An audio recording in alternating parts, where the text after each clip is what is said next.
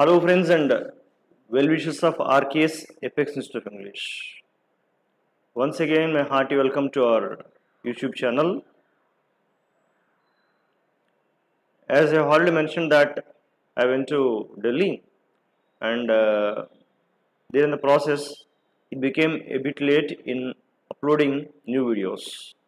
After returning from Delhi just 1 or 2 days I did not feel well. I got a bit fever and slowly I am getting normal now. It's no problem. Then we'll make videos and go along with the time. Clear? Fine. Now friends, in our today's 71st episode, newspaper reading for better communication, we shall see the first word. How a resilient Dubey revived his international career.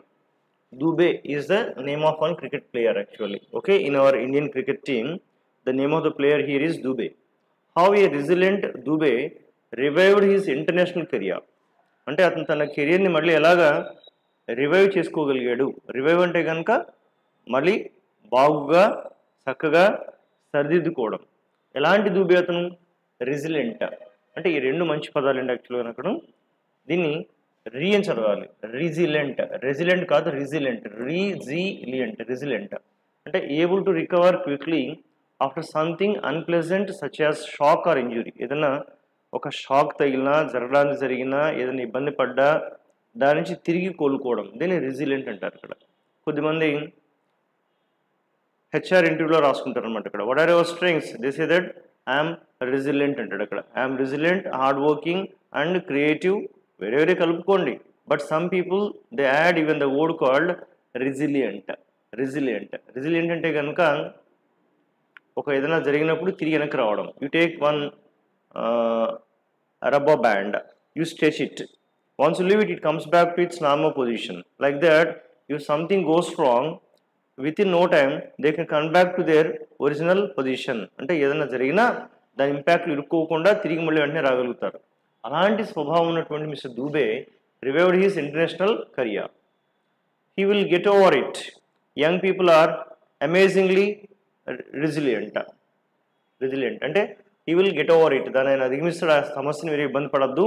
ఎందుకంటే young people are amazingly resilient అంటే young people చాలా చాలా చక్కగా తిరిగి కోలుకుంటారు, తిరిగి వచ్చేస్తారు normal పొజిషన్కి. కంగారు పడద్దు.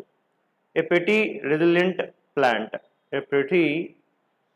Resilient plant. అంటే ఆ ప్లాంట్ ఒకసారి ఇలా కట్ చేసిన మళ్ళీ వెంటనే వచ్చేస్తుంటుంది అంతా కూడా, కొమ్మల రెమ్మలతో. దాన్ని మళ్ళీ ఒకసారి కట్ చేసిన వస్తుంటుంది అంతా కూడా. అంటే తిరిగి కోలుకుంటుంది, వెంటనే వచ్చేస్తుందని చెప్పడం అంతా కూడా. ఏ రిమార్కబుల్ రెసిలియంట్ ఉమెన్. ఆవిడ ఎలాంటి ఉమెన్ అంటే కనుక ఎలాంటి ఆటుపోట్లు వచ్చినా తనుకొని మళ్ళీ పైకి ఎలా రాగలుగుతుంది ఆవిడ అక్కడ. రివైవ్ అంటే to become healthy and strong again. మళ్ళీ ఒకసారి స్ట్రాంగ్ అవ్వడం, మళ్ళీ రావడాన్ని రివైవ్ అంటారు. Revive. So the flowers soon revived in water. ఒకసారి ఆ ఫ్లవర్స్ని ఇలా నీటిలో వేయడంతో అది మళ్ళీ తిరిగి కోలుకునేలా అంటే దాని జీవం మళ్ళీ వచ్చినట్టు ఉందంతా కూడాను. The flowers soon revived in water అంటే నీళ్ళలో అప్పుడప్పుడు చూడండి కొంతమంది పూలు నీళ్ళలో వేస్తారు ఇక్కడ. అంటే అది ఎక్కువ కాలం ఉంటుంది, ఎక్కువగా వికసించి అలాగే తన ఫ్లేవర్ని ఇస్తూ ఉంటుంది అంతా కూడా. అలాగా the flowers soon revived in water. Attempts to revive her failed and she was dead on arrival at the hospital. Attempts to revive her failed అంటే ఆవిడ బతికిద్దామని చేసిన ప్రయత్నాలన్నీ కూడా ఫెయిల్ అయిపోయి ఆవిడ హాస్పిటల్ చేరుకునేసరికి చనిపోయింది. అటెంప్ట్స్ టు రివైవ్ హర్ తిరిగి ఆవిడని చైతన్య పదంలోకి తీసుకొద్దాం అంటే జీవించేలా చేద్దాం అనుకునేటువంటి ఎఫర్ట్స్ అన్నీ కూడా ఫెయిల్ అయిపోయినాయి చెప్పడం. ఇలాగ ఫ్రెండ్స్, రెసిలియంట్ అంటే కనుక if something wrong happens how quickly can you come back is resilient. Revive అంటే కనుక తిరిగి ఆరోగ్యంగా, తిరిగి స్ట్రాంగ్గా, బలంగా పుంజుకోవడం అంతా కూడా. The good harvest helped revive the economic fortunes of the company. The good harvest అంటే ఈసారి పంట పొలాలు ఎంత బాగా పండి అంటే కనుక అది మన ఎకానమీని తిరిగి ఒక మంచి అదృష్ట గాడిలోకి, ఒక అదృష్ట పదంలోకి నెట్టే విధంగా వచ్చిందంతా కూడా. అంటే మళ్ళీ ఒకసారి పునర్జీవం పోసుకుందని చెప్పుకోవచ్చు.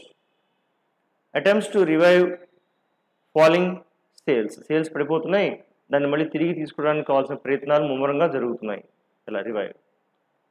లక్ష్య succumbs to nerves in bronze medal tie. Lakshya మన ప్లేయర్, బ్యాడ్మింటన్ ప్లేయర్, ప్యారిస్ 2024 దానిలో పాపం అతను బ్రాంజ్ మెడల్ రాలేదు. అంటే కొంత నెర్వస్ గురవడం జరిగింది ఇక్కడ succumb to nerves. Succumb to అంటే కనుక లొంగిపోవడం.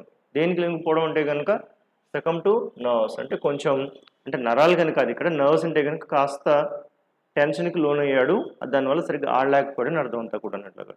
So succumb to nerves means to lose the determination to oppose something. ఏదైనా ఒక అపోజ్ చేసినప్పుడు వాళ్ళకున్న పట్టుదల కాస్త వీగిపోవడం, టు యాక్సెప్ట్ డిఫీట్, ఇక తప్పని పరిస్థితుల్లో ఓటని ఒప్పుకోవడం. దీన్ని సకమ్ టు నర్వ్స్ అంటారు. సకమ్ టు ఎలా వాడతారంటే succumb to nerves, succumb to injuries, succumb to offer, succumb to cancer, or succumb to somebody's charm. SB అంటే సంబడీస్ చామ్. చామ్ అంటే కనుక వాళ్ళ చామ్, వాళ్ళు వేసినటువంటి ఒక వలలో. చామ్ అంటే కనుక మంత్రించు, వలపించు, లేదంటే మురిపించు, ఇట్లా వస్తుంది ఇక్కడ. అంటే వాళ్ళు వేసినటువంటి ఆ వలలో పడినట్టు లెక్క అనమాట. ఇక్కడ చామ్ అంటే వాళ్ళ అందంలో పడిపోయినట్లు లెక్క, ఆకర్షణలో పడిపోయినట్లు లెక్క. అలాగే ఇన్ఫెక్షన్ గురైనట్లు లెక్క, ఇన్ఫెక్షన్కి లొంగిపోవడం. So succumb to nerves, succumb to injuries అంటే అతను గాయానికి లొంగిపోయాడు, చనిపోయాడు ఇక్కడ. ఈ సకమ్ టు దేర్ ఆఫర్ అంటే కనుక వాళ్ళు ఇచ్చిన ఆఫర్కి లొంగిపోయాడు, అంటే ఏ లంచం తీసుకున్నాడనో ఏదో అలాగన్నట్టు. ఈ సకంబ్ టు హర్ చామ్ అంటే ఆవిడ అందానికి అతను పడిపోయాడు అన్నట్టు ఇక్కడ. ఈ సకంబ్ టు ఇన్ఫెక్షన్ అంటే ఇన్ఫెక్షన్ లొంగిపోయి పాపం చనిపోయాడు అన్నట్టు అంతా కూడాను. ఇలాగా సకమ్ టు దేనికి సకంబ్ అయ్యారు. సకమ్ అంటే లొంగడం అని వస్తుంది అంతా కూడాను. So malnutrition children are more likely to succumb to infections. అంటే ఎవరైతే కనుక పోషక విలువలు లేకుండా, న్యూట్రిషన్ సరిగ్గా ఉండదో, వాళ్ళకి ఆహారం దొరకదో, వాళ్ళు ఇన్ఫెక్షన్స్కి ఎక్కువ గురవుతుంటారని చెప్తాం అంతా కూడా. అంటే ఇన్ఫెక్షన్ బారిన పడుతూ ఉంటారు, అంటే ఆ బారిన పడి చనిపోతూ ఉంటారని అర్థం. A student protest that brought down the reign of Hasina. A student protest అంటే విద్యార్థుల ప్రొటెస్ట్ అంటే ఉద్యమం. బ్రాట్ డౌన్ అంటే దించింది, కిందకి దించేసింది. రెయిన్ అంటే కనుక అక్కడ REIGN రెయిన్ అని పలకాలి, అంటే పరిపాలన అని వస్తుందంతా కూడా. ఫస్ట్ బ్రింగ్ డౌన్ చూద్దాం. బ్రింగ్ డౌన్కి past tense brought down. So to make somebody lose power or be defeated, ఎవరైనా ఓడిపోయే విధంగా చేస్తే ఆ బ్రింగ్ డౌన్ అవుతుంది, కిందకి దించడం, అధికారానికి దించడం. The scandal may bring down the government. ఈ స్కాండల్ అంటే కనుక ఏదన్నా ఒక అభియోగం, లేదంటే ఒక స్కామ్ ఏదైనా ఒకటి జరిగిందని, అంటే పబ్లిక్ తినేటువంటి ఒక గోప్యతతో కూడినటువంటి ఏదైనా అంశాన్ని స్కాండల్ అంటే. ఈ స్కాండల్, ఈ తప్పు ఏదైతే జరిగిందో గోప్యంగా, అది గవర్నమెంట్ని దించేయచ్చు, పడవేయచ్చు. మే బ్రింగ్ డౌన్. ఇంకో రకంగా చూస్తే కనుక టు రెడ్యూస్ సంథింగ్, ఏదైనా తగ్గించడానికి కూడా బ్రింగ్ డౌన్ అంటారు. We aim to bring down prices on all our computers. అన్ని కంప్యూటర్స్ మీద ధరలు తగ్గించాలని మేము లక్ష్యంతో ఉన్నాము, ప్రయత్నిస్తున్నాం. We aim to bring down the price తగ్గించడం ట్రై చేస్తున్నాం. అలాగే REIGN, దీన్ని రెయిన్ అని పలకాలి. రెయిన్ అంటే the period during which a king, queen or emperor etcetera rules.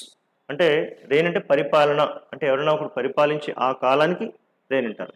ఇక్కడ ద రెయిన్ ఆఫ్ హసీనా అంటే హసీనా గారి యొక్క పరిపాలన అని వస్తుంది. ఇక్కడ హసీనా గారి పరిపాలనని దించేశారు అన్నట్టు. So in a rain are during a rain. The palace was built during the reign of henry VIII. అంటే హెన్రీ VIII అనే ప్రభువు ఉన్నప్పుడు ఈ ప్యాలెస్ కట్టబడ్డది, అంటే అతని పరిపాలనలో కట్టబడ్డది అని చెప్పడం.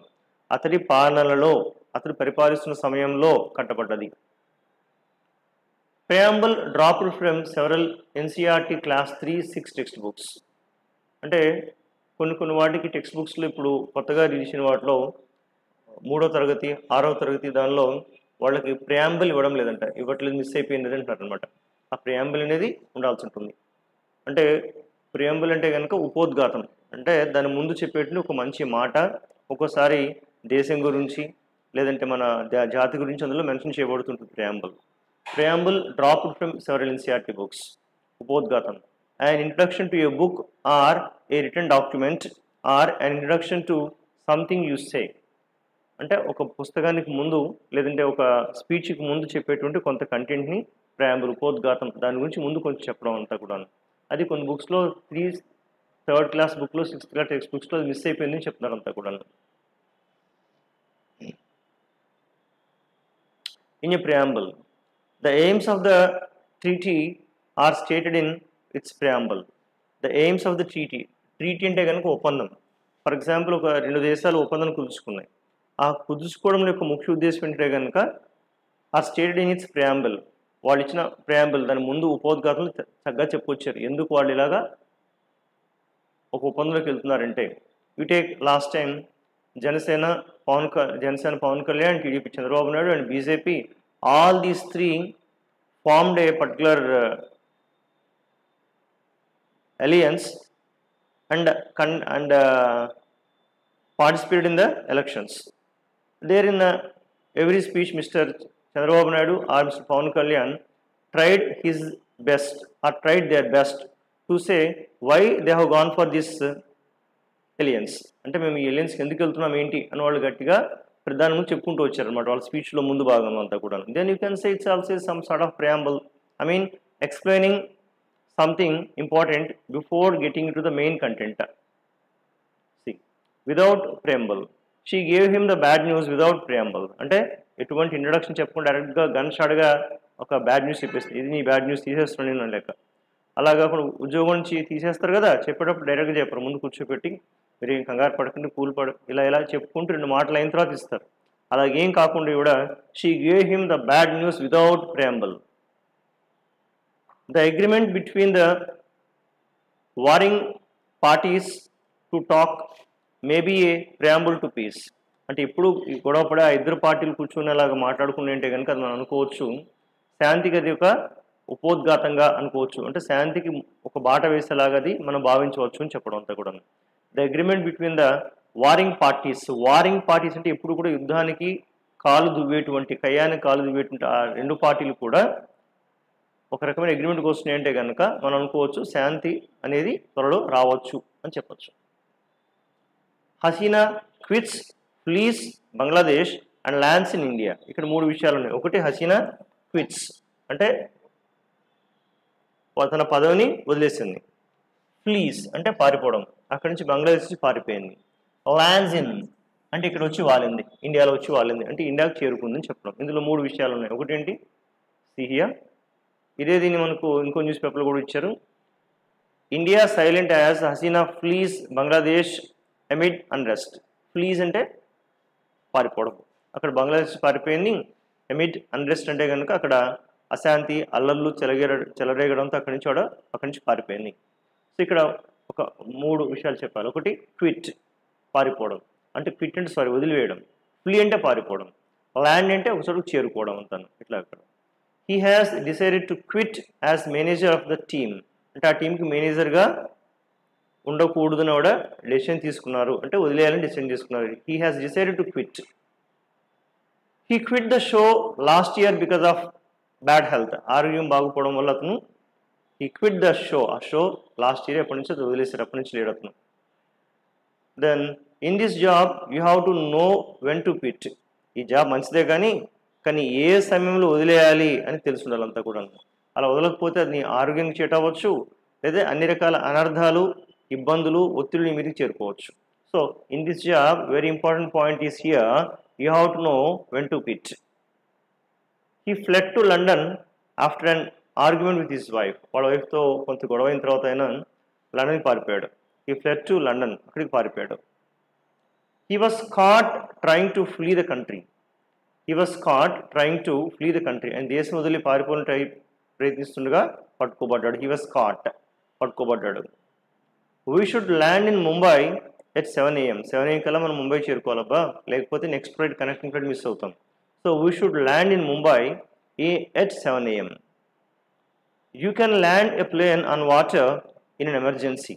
అంటే అత్యవసర పరిస్థితులు కావాలంటే ఈ ప్లేన్ మీరు వాటర్ మీద కూడా అలాగా ల్యాండ్ చేయొచ్చు, దాన్ని దింపచ్చు, దాన్ని ఇలా చేరుకోవచ్చు వాటర్ పైన కూడా అని చెప్తారు అనమాట.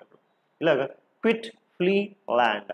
So friends, these important words we have learned here in this video with some amount of good vocabulary. We will see tomorrow's video. Till then, bye bye. Thank you.